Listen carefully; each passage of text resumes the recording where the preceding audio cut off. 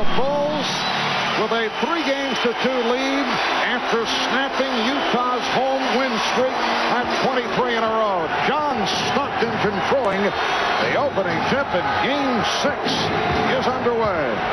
Jeff Hornacek, who has not been shooting well, he's been playing hurt. They double up on Karl Malone and rebounded by Scottie Pippen. Good idea, but terrific defense. Rodman just bumping him with his chest, forcing the fadeaway.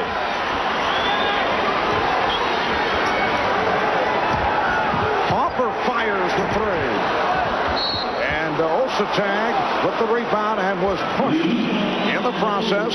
Foul committed by Longley. Game 5, the big 3 for the Jazz. Very strong in the first half when they played beautiful basketball, but basically all of them disappeared down the stretch. Once again, the Bulls are opening with Rodman against Malone. And the ball to Chicago.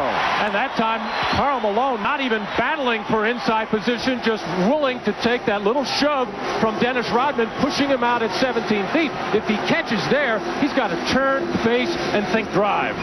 And as Bill mentioned at the start, Malone coming off a very disappointing game, particularly in the second half where he hit only 1 of 6 from the field. Shot clock is down to 4. Harper able to split his way through. Well, Ron Harper started out the game with what I thought was a bad perimeter shot. Made up for it there. Shot clock winding down, challenging the rim. Russell guarded by Jordan. Stockton being played by Harper. And Stockton lost the dribble. A good adjustment by Dennis Rodman, who, as Karl Malone started to go away from the basket, your tendency and inclination will be to follow. Dennis Rodman ran very quickly, helping out on defense.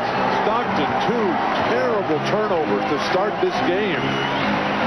That's not the way you want this to happen. You've got to get it big early. Well, Hornacek and Pippen came together, and the foul on Hornacek.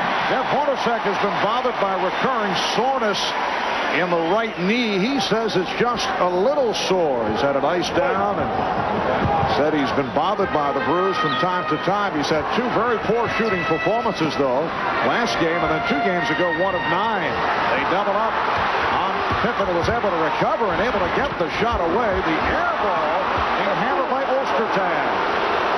Well, this is not a Utah team that will make any excuses no matter what happens. Stockton way out of his game early. But Ostertag, he has the rhythm on the defensive boards. And Jordan lost it. And both clubs off to the shaky start. Stockton able to go the length of the floor, and he's tied the game at 2. Well, the key for both teams is when somebody turns the ball over or takes a bad shot, long rebound, make sure you convert like that. Get that fast break opportunity. Longley was shot well throughout the series. Rejected by Ostertag. But Russell not able to hang on. He thought he took a pop from behind. No reset of the shot clock. Pippen has to fire. Shot clock was down 3. Oh, the recovery by Harper kept alive by Longley. And Stockton is on it. 3 minutes gone by, and the game tied at 2. Here's Russell for 3. Way off.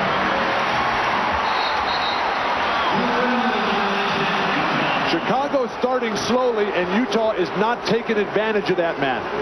Well, a couple of bad perimeter shots. John Stockton coming down, launching that 3-pointer on a fast break. He will do that from time to time. Doesn't call for that right now. You got to challenge the basket. Look to get to the free throw line. Well, Utah won of their first 4. Chicago 1 of 7 here at the start. Single coverage on Malone. Looking for the backdoor pass, but broken up beautifully by Longley.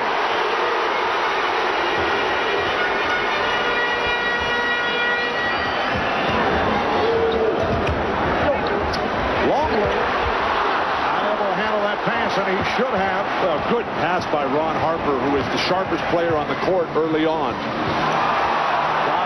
Travel, they thought Russell took the extra step right in front of the Chicago bench.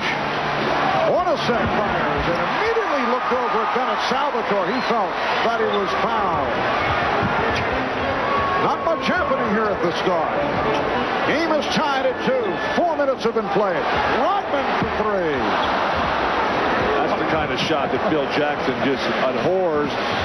Took him out of game 4 when Dennis was playing with that offensive theory. Another fadeaway. Not only are these two clubs not hitting, but the shots have been way off. Now Jordan met by Stockton. Jordan yet to attempt the shot. Here it is. And Ostertag with the rebound. Oh, both teams totally out of sync. Neither team can get anything going. They actually need a timeout to settle down and try to figure out what exactly they would like to do with their half-court offense. Stockton with the beautiful move to beat Harper off the dribble, and Harper looking around saying, where is the help? Well, it was a totally different angle on the pick and roll, and John Stockton executed it beautifully. So the Bulls won for their first 9. We'll be right back. 7 minutes, 16 seconds remaining in this first quarter. A very shaky start for both teams. You see Utah up by the count of 4-2. Chicago has missed its last 7 shots. Marv, Chicago has been sluggish in the first quarter throughout. Normally Utah has been the sharper team, but today all they've got is 2 John Stockton layups to go with John's 2 turnovers.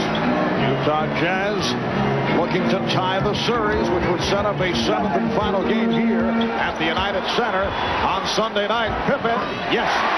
And the game is tied at 4. Well, this is a strategy the Bulls have been going through quite a bit with the taller Scottie Pippen working against just 6'4" Jeff Hornacek. It has been up and down.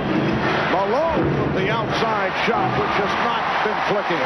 It was that real double clutch, the hitch on the way up that took it out of his rhythm. Nobody can block that shot. Just go ahead and shoot it. And here's Pippen again. This time Scottie Pippen going glass. So the Bulls lead by 2. Brian Russell took a lot of criticism from his coach Jerry Sloan for doubling down on Scottie Pippen on the key three-pointer by Jordan the other night. Last 2 posts up for Pippen, left 1-on-1. Shot clock at 6. Ostertag. And Pippen with the rebound. Scottie Pippen had a solid game the other night, although the numbers offensively do not necessarily show it.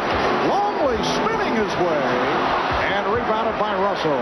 Marv, when Jordan had the kind of game that he did in game 5, anybody else's numbers are going to seem irrelevant. Pippen, the basket counts and the foul. So Karl Malone will go to the line, fouled by Luke Longley. Well, Scottie Pippen's shot clock winding down, just backing in till he got comfortable and just turning and shooting right in his face.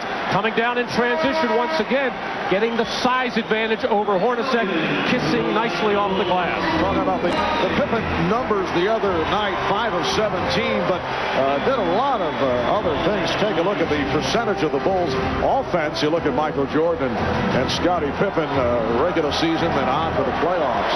Generally, that number 58% is a bit high, but when the rest of the team for Chicago is struggling horrendously like they've been, Michael and Scottie are going to shoot more often.